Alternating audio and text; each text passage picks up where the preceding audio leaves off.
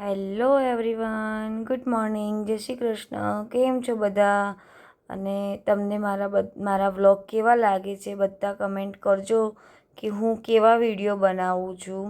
અને આજે તો આપણા ઘરે આવી ગયા હતા બહુ મોટા મહેમાનમાં આવ્યા ગયા હતા આપણા ભાણીબેન, મારી મમ્મી અને મારી બેન. અને પછી જવાનું હતું આપણે ભાણીબેનના કપડાં. જે કપડાનું કલેક્શન છે કંઈ વાત જ થાય એવી નથી. એટલા મસ્ત કપડાં હતા ને એકદમ રિઝનેબલ ભાવમાં હતા. કપડાં તો આપણે લઈ લીધા અને કપડાં લઈને આપણે આવી ગયા હતા ઘરે. અને ઘરે આવીને કપડાં તો મારા ભાણીબેનને પહેરી લીધા છે. તમે જોઈ શકો છો જે એને આ ટી શર્ટ ને એ બધું પહેર્યું છે એ મેં નવા જ લીધા છે. અને એટલા મસ્ત કપડાં હતા ને ત્યાં એ લોકોએ ના પાડી છે એ દુકાનનું નામ આપવાની, નહીંતર હું આપી દેત. અને ભાણીબેન જોઈ શકો છો તમે કે કેટલી મસ્તી કરે છે. અને ચશ્મા નવા લીધા તો ચશ્મા તો ઉતારવાનું નામ જ નહોતા લેતા. અને પછી કે ચલો માસી આપણે રીલ્સ બનાવીએ. તો પછી તો રીલ્સ માટેની આગળ તૈયારી ચાલુ થઈ ગઈ છે, તમે જોઈ શકો છો. ये क्या कर रही है? मैं तो लिपस्टिक लगा रही हूँ। क्यों लगा रही है? मतलब वीडियो बना रही हूँ इसलिए। कौन सा वीडियो?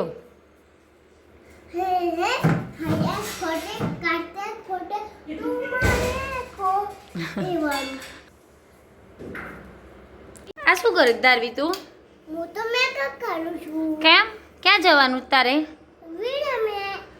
किधर जाने का है? वीडियो में। वीडियो बनाना है? हाँ। कौन कौन? मम्मा और तू और मैं। ओके, मेरे सामने तो देख कैसी लग रही है दारवी. अच्छी लग रही हूँ ना? मेरे सामने तो देख एक बार. देख रही हूँ ना? अरे कौन सा मेकअप कर रही है? मम्मी कौन बुरा लगा?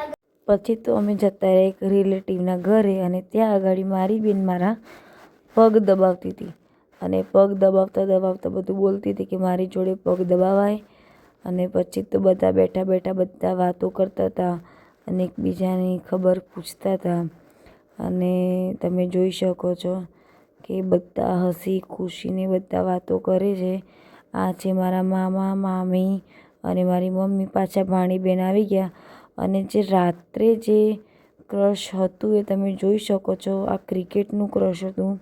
અને ક્રિકેટમાં જ્યાં LED લગાવી ત્યાં એટલી બધી પબ્લિક હતી કે કંઈ વાત જ થાય નથી. રસ્તામાં આપણને મળી ગયું DJ.